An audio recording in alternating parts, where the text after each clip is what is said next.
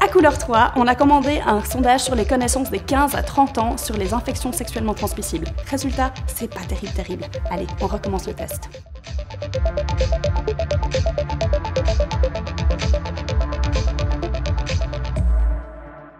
C'est vrai, mais mettre une capote c'est bien, et contrairement à ce que pensent 28% des jeunes romans, il n'existe pas d'autre forme de protection. Alors on met une capote et on se fait dépister régulièrement.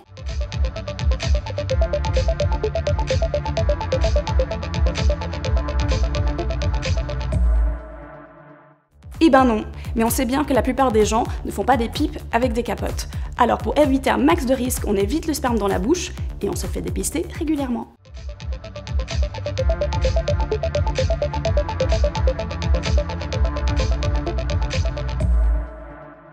C'est faux, mais la plupart des meufs qui couchent avec des meufs n'utilisent aucune protection. Et ça, malgré le fait que vous êtes plus de 89% à dire que les IST touchent tout le monde. Alors on utilise des gants en latex et des digues dentaires.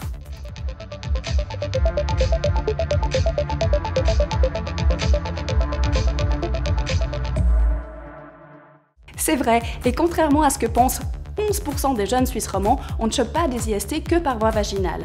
Alors les règles d'or pour le sexe anal, c'est une capote et un lubrifiant à base d'eau, parce que sinon ça attaque le latex.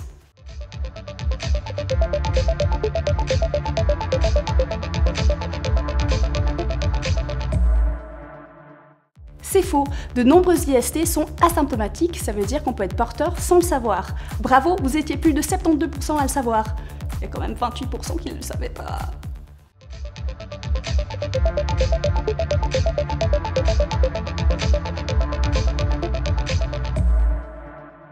C'est évidemment faux. Quand on est sexuellement actif, on prend forcément des risques. Mais il n'y a pas à avoir honte. Il faut surtout pas que ça t'empêche de te faire dépister, parce que contrairement à ce que pensent 75% des jeunes romans, la plupart des IST se soignent facilement et sont finalement pas si graves. Et voilà, c'est fini pour nous, et c'est là que ça commence pour toi. Alors, ce qu'on retient, c'est qu'on se protège, et quand il arrive des petits accidents ou pas, on se dépiste, et surtout, on communique.